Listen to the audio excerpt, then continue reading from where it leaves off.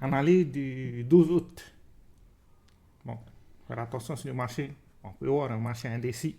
Il a essayé d'aller chercher des niveaux du dessus, mais il n'a pas réussi à consolider en haut. Puis on est revenu à notre pivot. Remarquez, pivot.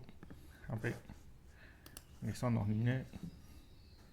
La première résistance à casser et consolider au-dessus, c'est celle-ci.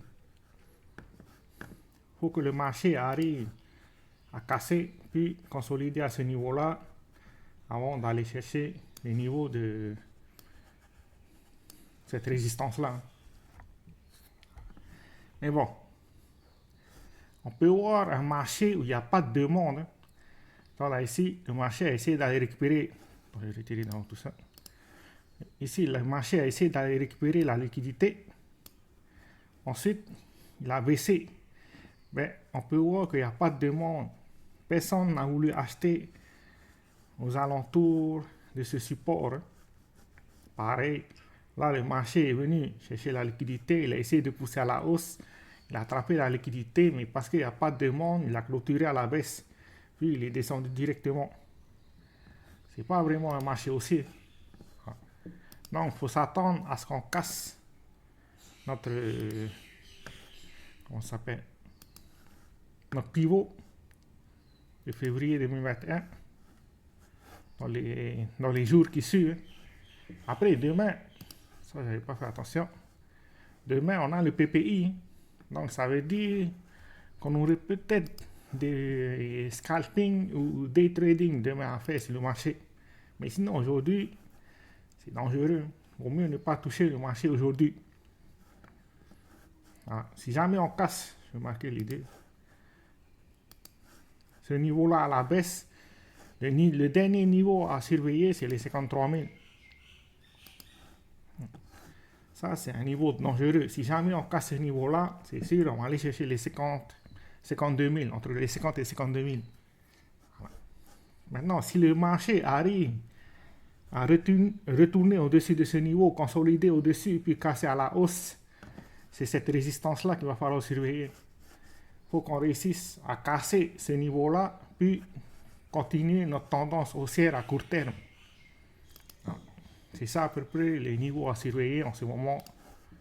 Celui-là, par rapport à Bitcoin. Ces deux résistances et ces deux supports. C'est ça le niveau qu'il faut faire attention. Surtout celui-là. Celui-là, je vais mettre en rouge. C'est un niveau à ne pas casser. Et celui-là, c'est le niveau qu'il faut casser si on veut être en tendance haussière.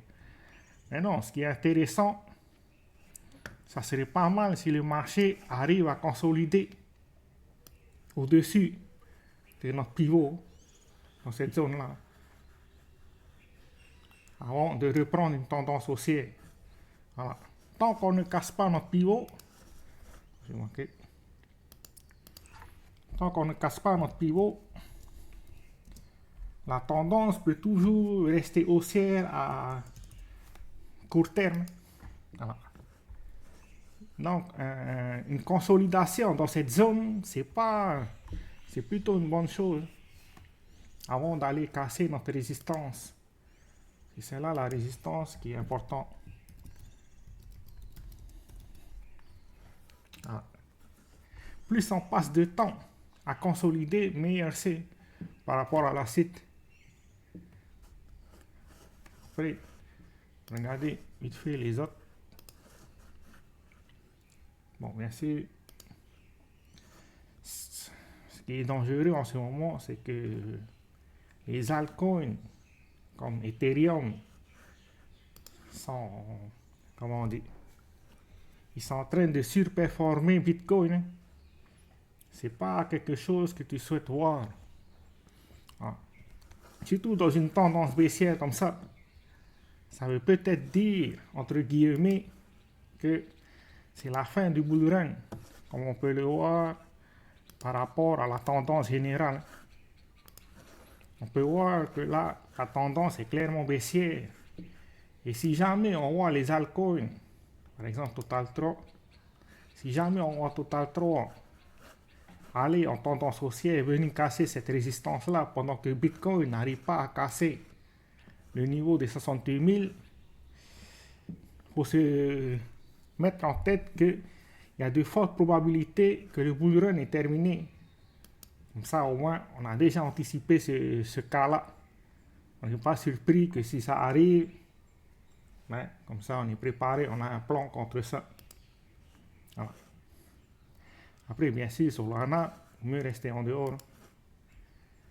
Il a essayé d'aller chercher sa résistance, mais bon, comme on l'a vu précédemment, ce niveau-là, à chaque fois, il rebondit.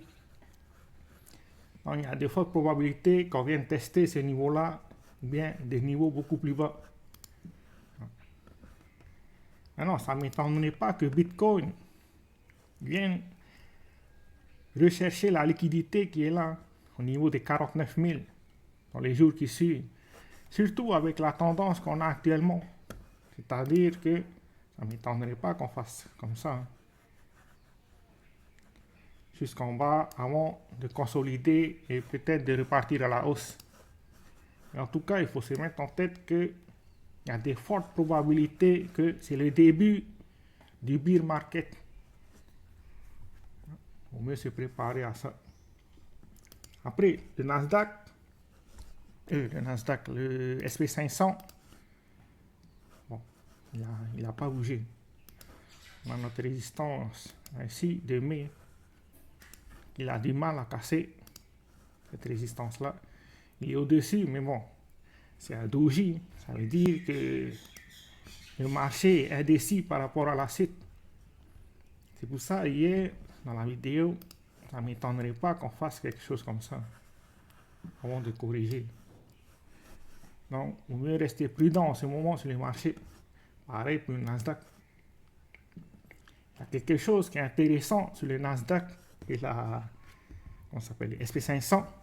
À chaque fois que vous voyez le Nasdaq clôturé avec une performance au-dessus de celle du SP500, c'est des probabilités d'une tendance saine. Si jamais le SP500 clôture avec des pourcentages au-dessus du Nasdaq, c'est un marché qui n'est pas en bonne santé. Donc c'est quelque chose à prendre note. Tout ce que j'ai pour aujourd'hui. Ciao, ciao.